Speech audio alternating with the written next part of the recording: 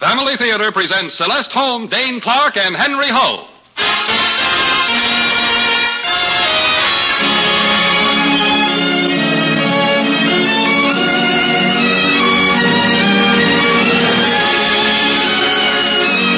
From Hollywood, the Mutual Network, in cooperation with Family Theater Incorporated, brings you Henry Hull as Captain Ahab and Dane Clark as Ishmael in Herman Melville's familiar classic, Moby-Dick.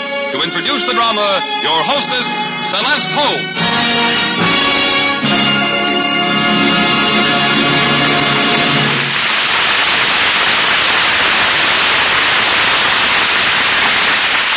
Thank you, Jean. When the good ship Highlander weighed anchor in New York for Liverpool in 1837, it was indeed a momentous and fortunate event in the history of American literature. For it was then that a lad of 17 set out upon the 8 years of seafaring that were to take him to the faraway reaches of the seven seas.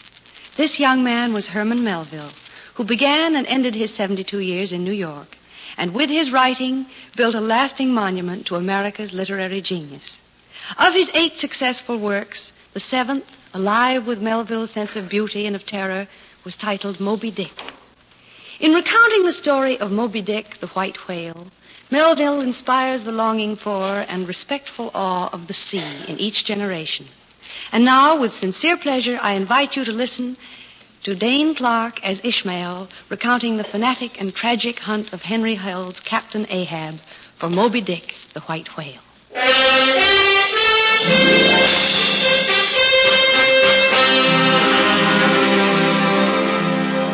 It is now weeks since the Nantucket whale ship Pequod turned southward from her Massachusetts anchorage, and aboard her the ship and crew has settled down to the monumental monotony of a ship's routine.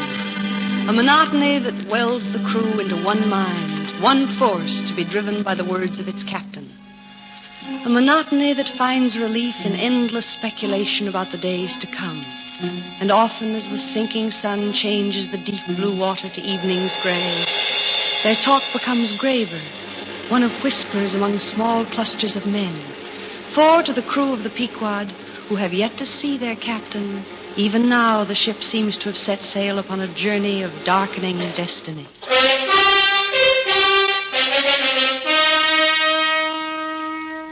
Call me Ishmael, for though a seaman has no need for a name in the records of time, I am also of the land.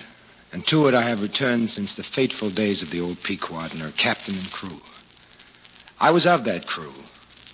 Aye, and there were the mate, Starbuck, the dour Nantucket man, and Stubb, neither a craven nor a bold man, withal lazy and easy of smile. There were the harpooners, for the Pequod was a whale ship, and we were whalers all. And then there was Queequeg, the South Sea islander who brought me to the Pequod. For the stories he spun of the mammoth whales in distant waters persuaded me to sign aboard the Pequod with him. And with him I now shared my watches upon the afterdeck, still awaiting my first glimpse of the man who captained the stout whaling ship. It worries me sore, Queequeg. Here it is a week we've been to sea, and nary a sight nor a sound of the captain. Yeah. Grunt if you will, for you've no interest to save for your harpoons and that monstrous tomahawk pipe at your belt. But I tell you, it's unnatural. That's what it is. Maybe he no like walk deck now. Well, he might find it a bit difficult to get about the deck, what with one leg and all, but even then he should have shown himself to the crew. It's no secret among the crew. He must know that, Queequeg. Still in all, I wonder how a man feels when he's lost a leg to a whale. Him think only about day he catch up with white whale Moby-Dick. Me think we no like it on Pequod until he does. Maybe no like it even then. Now, indeed, I should like to see this man whose thirst for vengeance is so great. Do you suppose that's why we're carrying a secret crew aboard? Oh, I know, and none has seen it, but every night you hear whispers of them in the forecastle. I no see strange men. I no listen, forecastle. Well, the steward said there were others aboard, but no one's seen them. Now, Queequeg, do you suppose... Shh. Did you hear that? Did you hear that, Queequeg? It must be the captain. Him walk like that 2-3 minutes. You not hear? Oh, I've not your heathen ears, my friend. Listen. Oh, faith, it's an eerie sound in the night. Shh. coming towards us.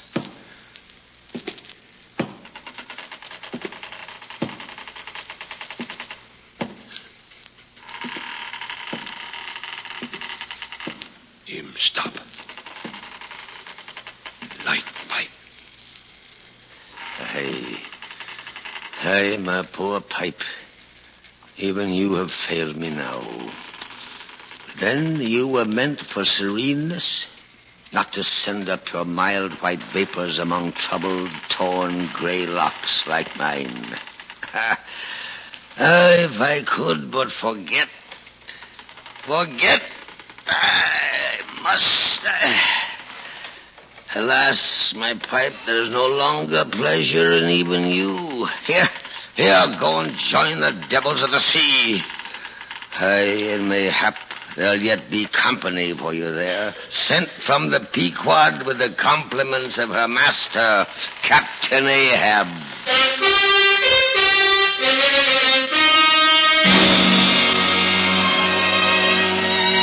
All hands on deck! All hands on deck! All hands on deck! What's the stir, Mr. Stab Trouble? It's the captain, man. Captain Ahab wishes to meet his crew. Here now, men. You think I said old Nick himself were here to greet you. There's no need to be afraid. Attention!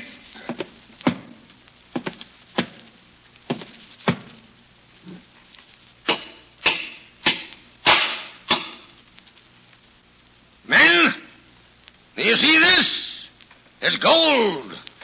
Whoever of you raises me a white-headed whale with a wrinkled brow and a crooked jaw, a white monster with 3 holes in his starboard fluke, he shall have this ounce of Spanish gold I've nailed to the mast. And I promise that one of you shall win it, for we'll not see port again until I have killed the monster that crippled me. Then did we ship to hunt Moby-Dick the white whale? Aye, Starbuck. It was that accursed white whale that dismasted me. And I'll chase him through the southern ice floes. Ere I'll give him up. I cannot speak for the crew, Captain Ahab, but I came here to hunt whales, not my commander's vengeance. And I, mister, came to hunt Moby-Dick. And I shall wreak my hate upon him, nor shall any of you stand between me and that goal. That, Mr. Starbuck, I promise you.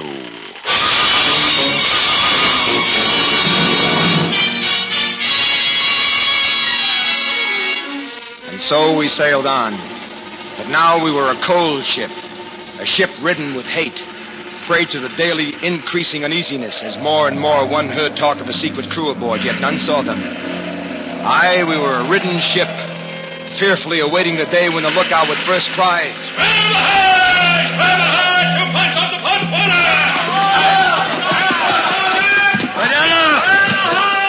Man the boat! Quick, Greg! Those men, there has been a secret crew aboard. Look at that leader, the one with the turban. He fatal. Brothers from Manilas. Big crew for that. All right, hot to it there. Quick, check your gear. There's whale to be gotten. Mr. Starbuck, who's the leader there? The Chinese fella. For one thing, he's the best harpooner who ever sailed blue water. For another, he's a quick one with that knife of his. Keep clear of it. Aye, what a big brute. Harpooning is not for children. On the double now, into the whale boat. We've not got all day to watch Captain Ahab's heathen at work.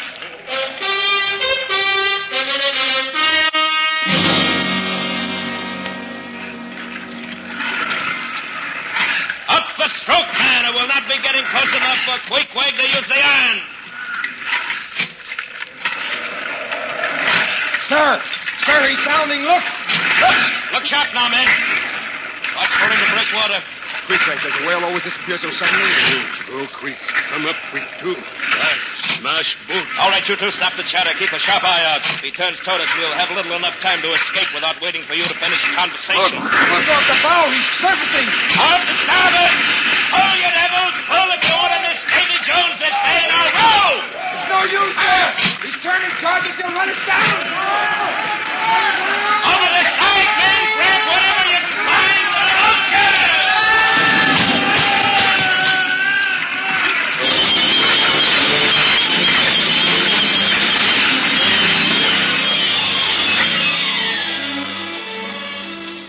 cold, cold night we lay there on the water, drifting we knew not where. But by midday next, the Pequod sighted us, and in the afternoon threw a line down to us where we lay barely afloat. In the days that followed, I was to learn that lost boats are a common occurrence on a whaler. And soon, immersed in the daily shipboard routine, I'd all but forgotten the ordeal. Then the day came of our northward run, and that day also we made our first kill. And now, instead of dried fish and ship's biscuits, we dined on the thick steaks we cut from our kill. Ishmael, secure the harpoons for tomorrow's hunt. Aye, sir. Oh, Perth. Are the harpoons ready for number 2 boat? Come on, step on it, you lazy rat. Good evening, Captain. I didn't see you. Hey, Perth? Aye, sir. Look here, man. I want a harpoon made. One that 1,000 yoke of fiends couldn't tear apart. Something that'll stick to a whale like his own fin bone. In this bag here's the stuff. Here are gathered nail stubs from the steel shoes of racing horses. Horseshoe stubs, sir. Then ye have the finest and stubbornest stuff we blacksmiths ever worked. Stubborn. It'll melt together as butter and a hot biscuit do. Come, I'll blow up the fire for you myself. You two can stay to spell me. Perth, send your boy for Fedala and the other harpooners. Aye, sir. You heard the captain, lad. On the double now. Now, Perth, let us to work.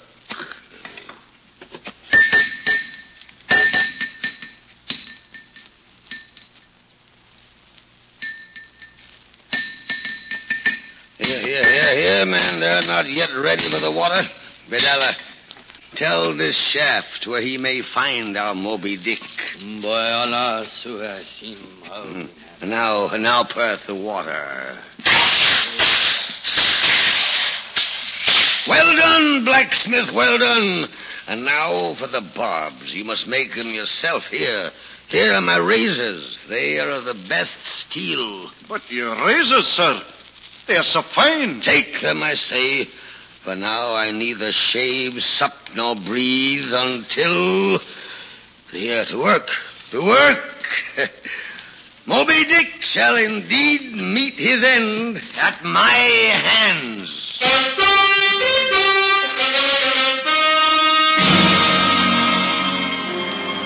And now nightly Captain Ahab sat in his cabin, the harpoon he had fashioned held across his lap, and the light of madness in his eyes.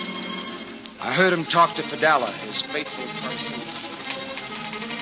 Fedala, I dreamed it again. Do you hear, Fedala? I saw them again. Didst dream again of the hearses, Captain? Have I not said, old man, again and again, that neither hearse nor coffin shall be thine? Aye, but who are either hearse or coffin that die upon the sea, Fedala? But I also said, old man, that ere thou couldst die upon this voyage, 2 hearses must truly be seen by thee upon the waters. Come, Fedala. You speak foolishly. How can one come upon a hearse upon the water? Who can say, old man? Yet one that you see must not be made by mortal hand, and the visible wood of the other must be grown in American forests. Aye, and a strange, unlikely sight that would be. Such a sight we would not believe. Believe it or not, old man, such a sight must be seen by you ere you die. And as for me, though we two be the last on earth, I shall still go before you as your pilot. Indeed. Well, what nonsense. When you are gone, then must you return again to appear before me to guide me to my end? Then I now have 2 pledges that I shall yet slay Moby-Dick and survive. Then take yet another pledge, old man. Hemp alone can kill you. The gallows, you mean, eh? Then indeed am I immortal on land and on sea. I am immortal on the sea.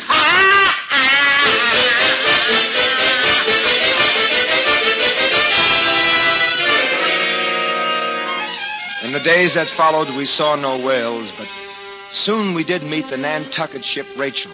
And from her skipper learned that the white whale had but the day before towed off one of her boats and its crew.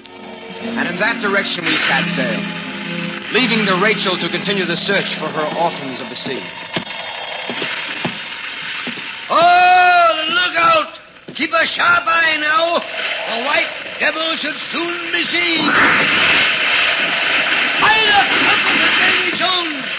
There she blows! There she blows! You heard, men? It was I who sighted him. By it is fate that I should win my own gold coin. For it is my fate to kill the white monster. Steersman, port the helm. Come about now. Look out! What course does he set? Bearing steady, sir. 1 point of the starboard bow. Ah, I see. There he blows. And again, he's sounding. Down the gallantsels. Down the gallantsels! In this time, man the 3 boats, Mr. Starbuck. You stay aboard and keep ship. Stand by to lower the boat.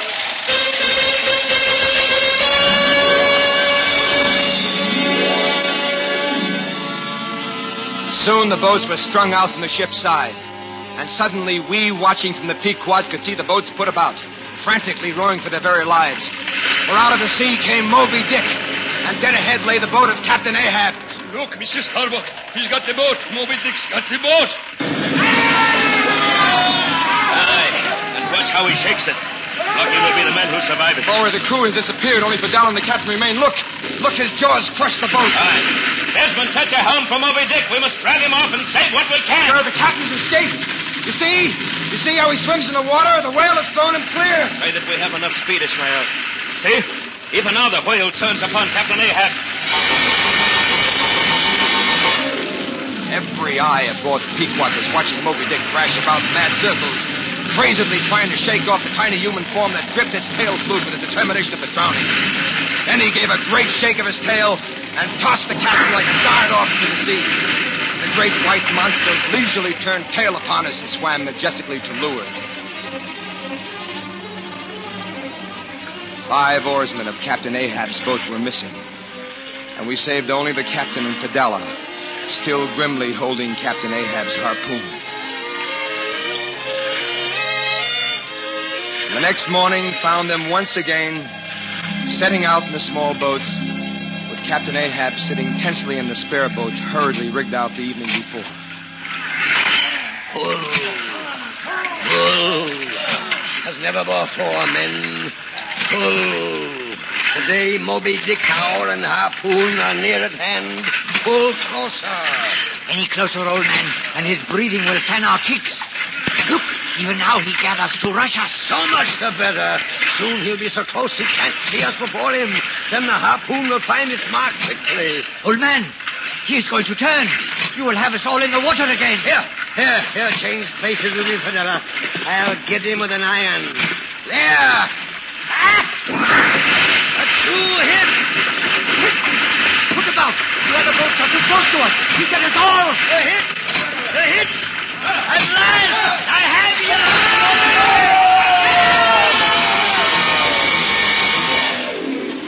you. Captain Ahab's iron went true, as did those from the other boats. And then Moby-Dick went amok. And as a crazed monster turned in the sea, he fouled up the lines about him. He caught both Stubbs' boat and the other and crashed them into the sea where they became but cedar chips. As for Captain Ahab's boat, Moby-Dick saved it until the last. And then a headlong charge made it also but a mass of splinters.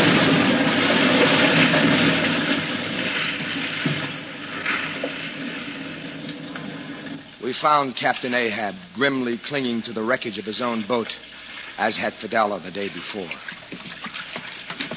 Here, sir. Lean on me. Hey, this splinter of whalebone is a poor excuse for a leg.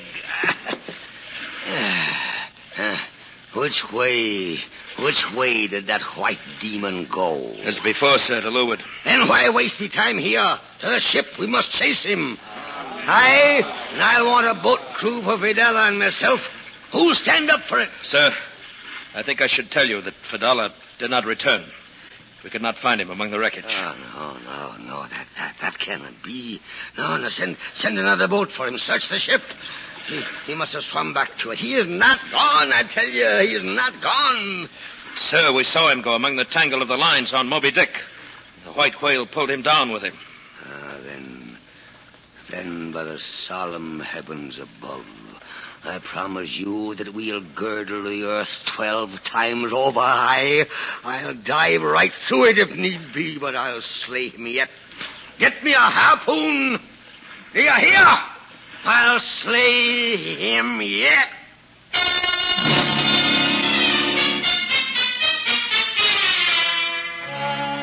And thus we tracked the white whale through the night. But there were none who slept aboard the ship. And as the sun began a new day, we put out again from the Pequod for the 3rd time. And this time I was among the crew. You see, Starbuck, now for the 3rd time my soul starts its journey of vengeance. Aye, sir. If you must have it so. Some ships sail from their ports and ever afterwards are missing. Saddest truth, sir. And some men die at high tide, some at ebb. As for me... Now, you men, put your backs into it.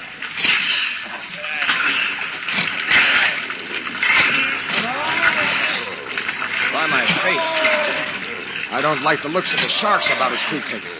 They have a look of waiting. They wait for Moby-Dick, not us. Still, I shall be glad to be aboard the Pequod again tonight. See there? See there? The lookout gave the signal. Pull harder, men. The whale's ahead. Drive, men. Drive harder. You need have no fear. No coffin and no hearse can be mine. Nor can I die but by hemp. I'll see you through. Pull, men. Pull. Sir, he's surfacing dead ahead. There he is, sir. Give way there. Yes, I can. This harpoon must go home to his heart. He's going to broadside us, sir. He's turning into us. Aye, and let him. I cannot die but by him. Why then should I fear death from a whale? Sir, look! Look! Entangled among the lines on Moby-Dick's side. Fidela, my faithful posse. Fidela. Aye, and dragged to his grave by the white whale. The prophecy, aye, posse. I see you again, and thou goest before me as you prophesied. And this white monster is the hearse you promised me. But I'll still hold you to the last letter of your word. Where then is the second hearse? Sir, the other boats are leaking badly. They request permission to return to the Pequod for repairs. Repairs? Where's Moby-Dick? He's astern of us, sir. Look! He's making for the Pequod. He's going to ram her. No, he's turned back. He's turned towards us. Look alive now, men. We're near to him at last. Soon now, Moby-Dick, my devil, and I'll have you. Now! Right through! Oh, fair hit, sir. You've got the beast. Devil, he's got the lines. He's gone. Sir, he's making for the Pequod. He's mad with pain. Look how he rushes headlong towards her.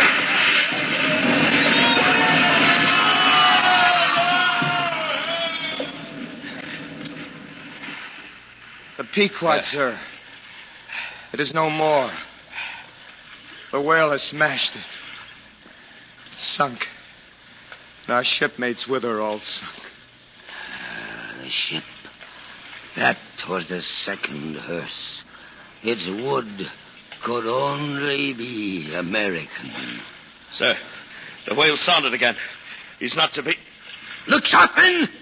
He rises before us. And I, robbed of ship and friends, I shall still have my victory. Quick, place the harpoon in him. He no kill whale. Him bad to kill. What's this? Would you mutiny against your captain? Well, never mind. I'll settle with you later. Perhaps it is fitting that I should throw the steel. Then shall we all go to our doom towed by the white whale. Now then, thus, I give up the spear! Hit, sir. Captain, the line's foul about your leg. Captain, the line! My knife. Where's my knife? Cut it.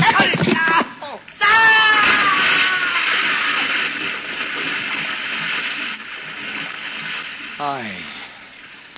'Tis as Fidela has said. Only the hemp of a harpoon line could kill our Captain Ahab.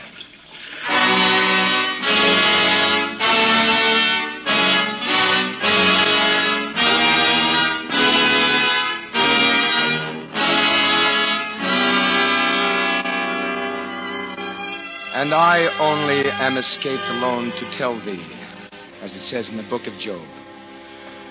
But during the night the small boat swamped, and buoyed by its fragments, I alone floated through the sea of sharks to live to testify to Captain Ahab's madness.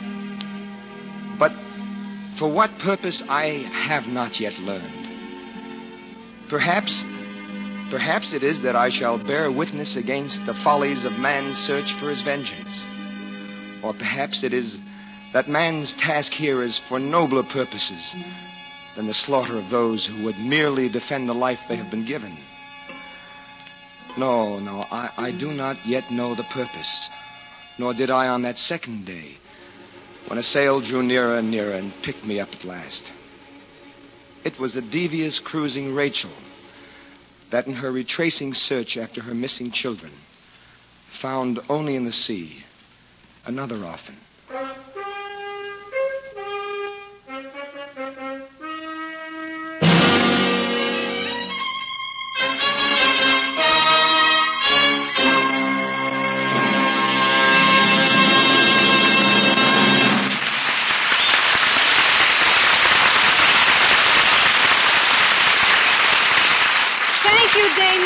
And Henry Hull for your stirring performances in Moby-Dick. I think all of us find it fascinating to peer into the mind of a man like Captain Ahab, a man obsessed with a single idea, a man unbalanced by his morbid, unreasonable desire for revenge, which ruined his every chance for happiness. Lack of balance does that to a man, yes, and it'll do it to a family, too. We can become obsessed with the idea that some one thing spells the difference between happiness and unhappiness in our home. Money, for instance, or social standing, or the education we're able to give our children. Well, there's something else that's more important. It's the love and loyalty and faith in God that exist in a truly happy home.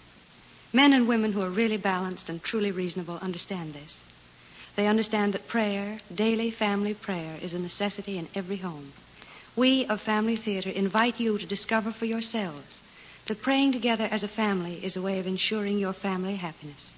For the family that prays together stays together. More things are wrought by prayer than this world dreams of.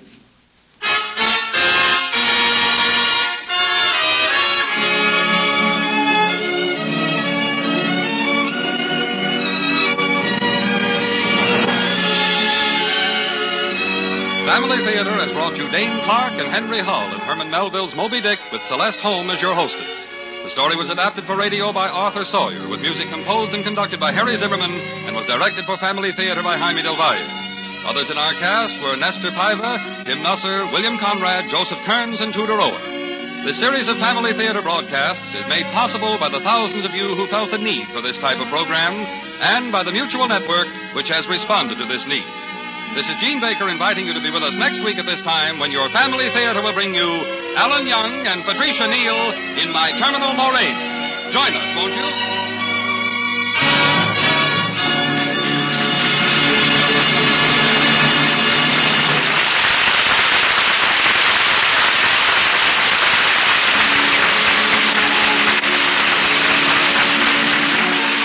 This is the Mutual Broadcasting System.